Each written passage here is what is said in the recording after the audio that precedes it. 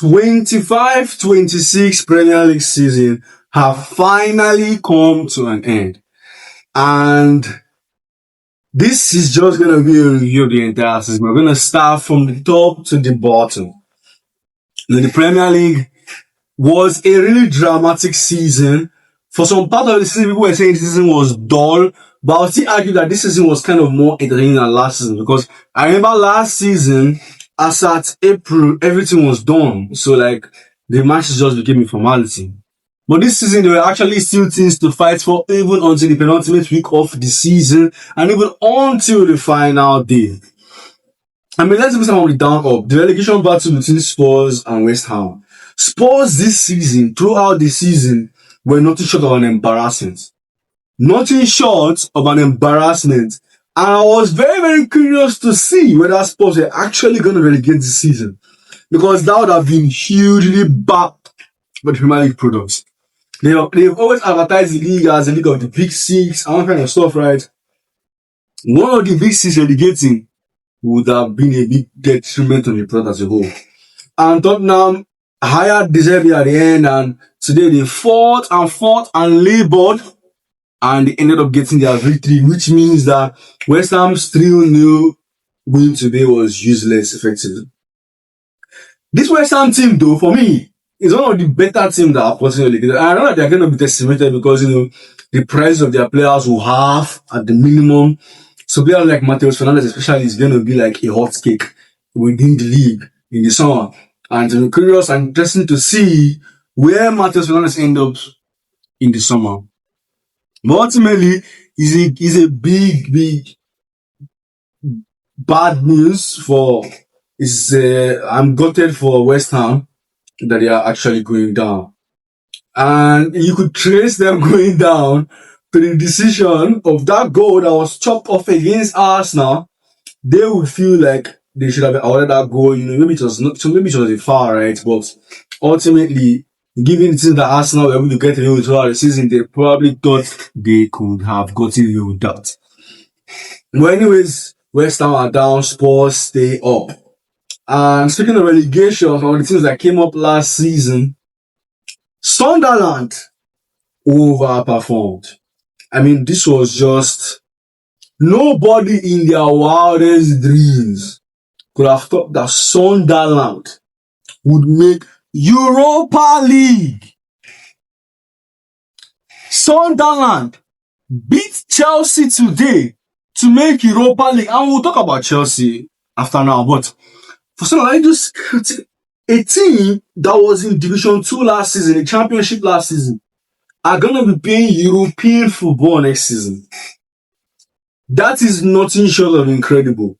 Granit Xhaka was a revolutionary signing.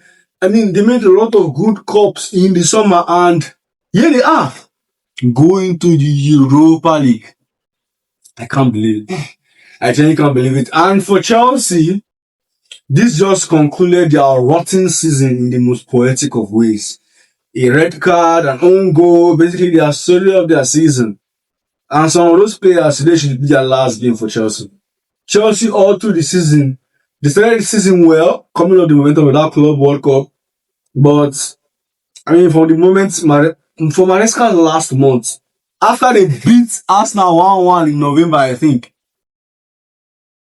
everything started to go downhill for Chelsea, and they sacked Maresca, they brought in Rosenior, which kind of stayed afloat a bit. I know he won like 5 or 4 straight Premier League games. But then Chelsea were on 48 points for like 2 months. And that within itself is an embarrassment.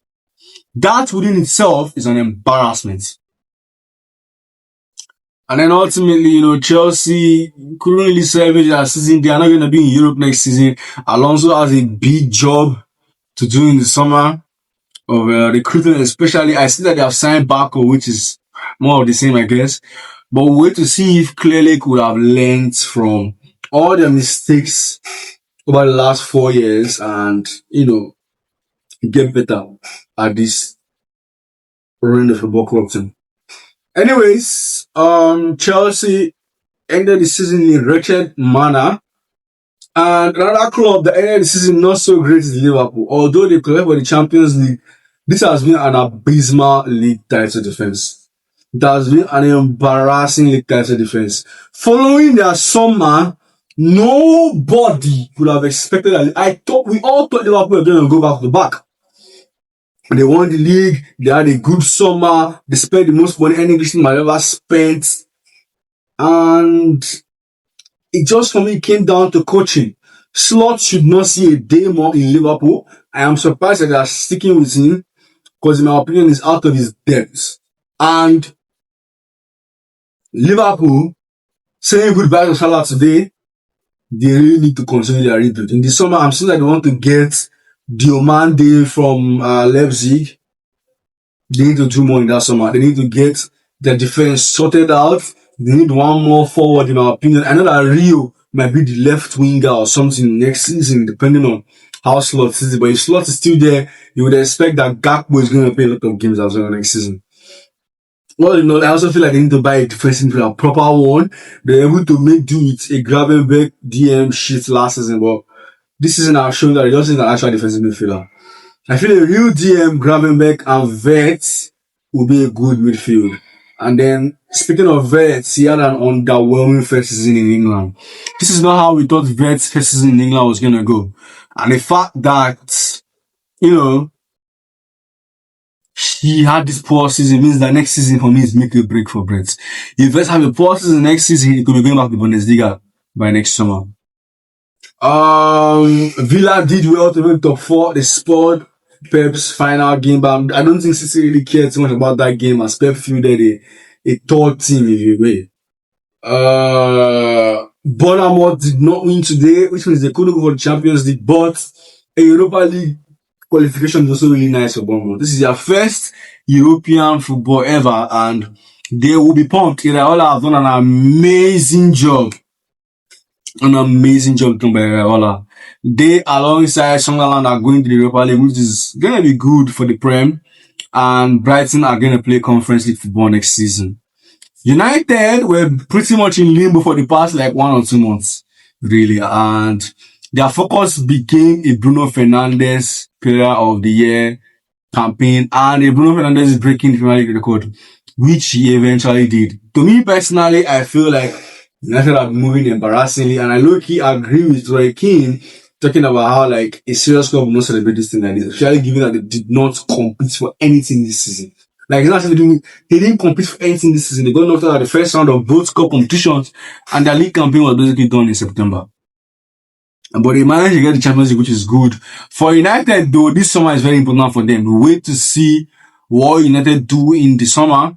They need to go all out in that summer and United have never been able to have back-to-back good seasons since Alex left. And for me, you can term this a good season if you may. So they have to follow this up and mount a tight challenge next season, in my opinion. That will mean that they have to get their recruitment right. I'm seeing that they are almost about to sign Ederson from Atlanta. Wait to see. It seems like a sideways step, in my opinion. But City lost today and ended up finishing 7 points behind Arsenal. Cool. Some people that told the story of the season because City were chasing Arsenal all season. City never had a period at the top except when they won that game, which put them level on probably above on goal difference. But apart from that, City have been chasing Arsenal all season, and Arsenal team that we have all agreed were not good enough. We're not one of the better teams that we've seen in the Premier League history. But to find that this City team were always chasing them means that City were always worse than them throughout the season. So you could say it's deserved. 7 points gap between them. Probably not. I don't know. City basically just put out a second team today. But for Arsenal, this is huge for Arsenal. They are Premier League champions. I saw Odegaard lifting the title today, which is an incredible feeling, genuinely. I know I made a video already about it, but the fact that Arsenal are Premier League champions is still a wild feeling. And I'm sure that London is going to be shut down tomorrow. London, the parade, oh my days, is going to be shut down tomorrow. Arsenal are the deserved Premier League winners. All things being said and done, they were the more consistent team, and at the end of the day, table doesn't lie. I feel when you finish 7 points above the 7th position, you were the deserved winners. But then in typical Arsenal fashion, they just made it hard for themselves. But at the end of the day, they came out victorious and on top. Manchester City Pep Guardiola had his finale today alongside some of the Manchester City players. And it was even good to see some of their old players come back and be giving their farewell. I would have loved to see KDB today, but I think he couldn't make it today. He still have his games with Napoli. I think they're playing today. So, you know, City, Pep leaves and it's basically the end of an era. Pep, Salah, Bernardo, Stones, they're all gone. It's basically the end of an era. And Arsenal winning the league, this young, I won't say young again, this Arsenal team that are in their prime winning the league means that we are entering a new era in the Premier League. And that era is gone now. Salah, KDB, Pep, Klopp, Bernardo, Stones, Ederson was out today. They are all gone. I mean, only Van Dijk and Alisson are left from that era really in the Prem. Every other person is gone. So that tells you a lot. That tells you all you need to know. Now the Premier League is entering a new era, and this season was basically the start of that new era. Bruno Fernandes won Premier League Player of the Year. He broke and set a record today, 21 assists. I mean, you can have a talk about open play assists, blah, blah, blah, but 21 league assists, equaling Messi and Muller, is something to not sniff about. That's an incredible achievement for Bruno Fernandes. And he has basically cemented his name in Premier League history. Because for someone to break this record, it's going to take a while. The same way it took a while for someone to set a new record, it's going to take a while for someone to set a new record in the Premier League. But congratulations to Bruno Fernandes, and congratulations to Man United, and congratulations to Arsenal as they are Premier League champions.